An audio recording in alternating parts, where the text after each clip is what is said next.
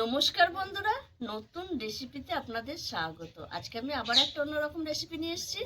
আজকে আমি করে দেখাবো খুব সহজেই নরম তুলতুলে সরু চাকলি। খুব সহজেই নরম তুলতুলে সরু চাকলি কীভাবে করব, প্রথম থেকে শেষ পর্যন্ত ভিডিওটা দেখবেন, স্কিপ করবেন না। আর ভিডিও ভালো লাগলে লাইক, শেয়ার, সাবস্ক্রাইব করতে একদম ভুলবেন না। আমি এই সরু চাকলির জন্য নিয়ে নিয়েছি আতপ চাল। আমি সারা রাত ভিজিয়ে রেখেছিলাম। আর এই যে এখানে 500 মতো আতপ চাল ভেজানো আছে, আর এখানে 250 কলাইয়ের ডাল, বিউলির ডাল যেটাকে বলে, এটাও সারা রাত ভিজিয়ে রেখেছি। আর নিয়ে নিয়েছি এখানে পাটালি গুড়। এটা গুড়টাকে গলাবো বেশ সরু চাকলির সঙ্গে। এই ঝোলা গুড় হলে খুব ভালো লাগে, তাই আমার কাছে ঝোলা গুড় নেই, তাই পাটালিটাকেই আমি গলিয়ে ঝোলা গুড় করে দেবো। আর সাদা তেল আর নুন, বিশেষ কিছু লাগে না সরু চাকলিতে। প্রথমে আমি এই চাল আর ডাল একসঙ্গে মিক্সিতে একটু পেস্ট করে নিয়ে আসবো। আপনাদের ইচ্ছে করলে শিলনোড়াতেও করতে পারেন। অর্ধেক চাল আর অর্ধেক ডাল এইভাবে দেবো, দিয়ে মিক্সিতে সবটুকু পেস্ট করে নিয়ে আসবো। একবারে হবে না, 2-3 বারে করতে হবে এটা। আর একটু জল দিয়ে দেবো, আতপ চালে একটু ধোয়া জল, একটু জল দিয়ে দেবো, দিয়ে পেস্ট করে নিয়ে আসছি। এই দেখুন বন্ধুরা, মিক্সিতে সবটুকু পেস্ট করে নিয়ে এসছি, আর একদম মিহি পেস্ট হয়েছে।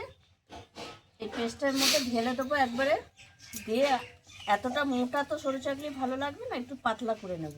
আর এর মধ্যে আমি সামান্য একটু নুন দিয়ে দেবো। আর এইখানে এই যে মিক্সি ধোয়া জল দিয়ে একটা পাতলা ব্যাটার করে নেব।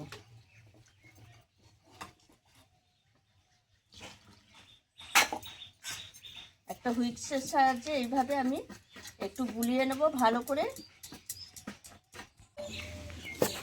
এই দেখুন বন্ধুরা, সরু চাকলির জন্য একটা পাতলা ব্যাটার করতে হবে। যে পাতলা, একদম পাতলা হয়েছে, দেখলেই বুঝতে পারবেন।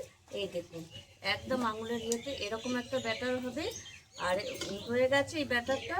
আর আমি কড়াই বসিয়ে দিচ্ছি। আমি গুড়টা একটু গলিয়ে দেবো, একটুখানি জল দেবো। আর এই পাটালিটা দিয়ে দেবো, একটু ভেঙে নিয়েছি।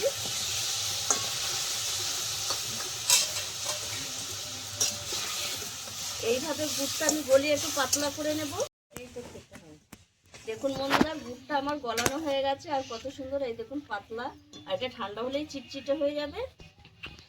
এইখানে আমি নামিয়ে রাখবো, ঠান্ডা হলে তারপরে বাটিতে নিয়ে নেব। আর এইরকম গলানো গুড় দিয়ে সরু চাকলি খেতে ভালো লাগে। এবার আমি উনুনে বসিয়ে দিচ্ছি একটা ফ্রাই প্যান। সিলভারের অ্যালুমিনিয়ামের ফ্রাই প্যানটা বসিয়ে দিলাম।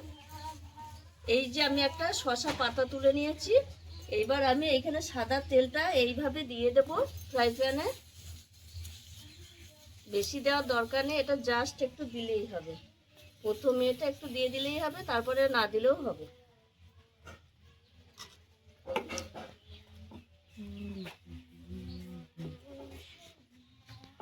এইবার আমি এই যে অল্প গোলা দিয়ে দেবো।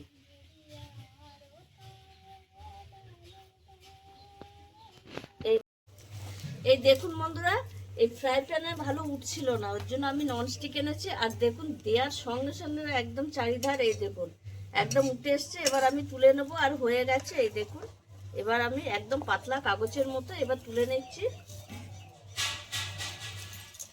এই দেখুন বন্ধুরা, কি সুন্দর হাতে করেই করা যাচ্ছে। একটা হয়ে গেছে, তুলতে গিয়েছিল। এই দেখুন বন্ধুরা, এইভাবেই আমি সব পিঠে করে নেব। আর এখানে এখন অনেক গোলা আছে, এটা আমি বাড়িতে করে নেব। আর এটা দিয়ে আমার হয়ে যাবে। আর কত সুন্দর দেখুন বন্ধুরা, একদম সঙ্গে সঙ্গে দেখতে পেয়েছেন কত সুন্দর হয়েছে।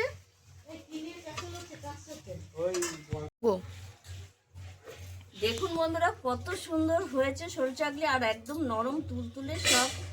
আর এই খেজুর গুড় তো গলিয়ে নিয়েছি, দেখেছেন অসাধারণ। এই দেখুন কত সুন্দর হয়েছে। এইভাবে যদি, এই দেখুন, এই একটা সরু চাকলি এইভাবে যদি খেজুর গুড়ের সঙ্গে এরকম খাওয়া যায়, একদম জমে যায়।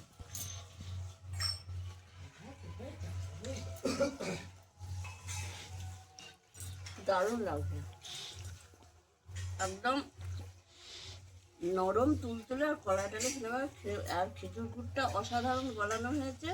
একটা দারুণ, মানে কেনা গুড়ের থেকেও মনে হয় ভালো হয়েছে। আপনারাও এইভাবে একবার খুব সহজেই নরম তুলতুলে সরু চাকলি বানিয়ে নেবেন। আমি যেই পদ্ধতিতে করেছি সেই পদ্ধতিতে করে দেখবেন, অসাধারণ হবে। আর খুব ইয়েতে একটু জালটা, মানে সরু চাকলির জন্য লো টু মিডিয়ামই জালটা রাখতে হবে, তাহলেই ভালো হবে। আর আমার এই রেসিপিটি যদি ভালো লাগে থাকে তাহলে লাইক করবেন, শেয়ার করবেন, সাবস্ক্রাইব করবেন। আবার দেখাবো একদম ভিডিও।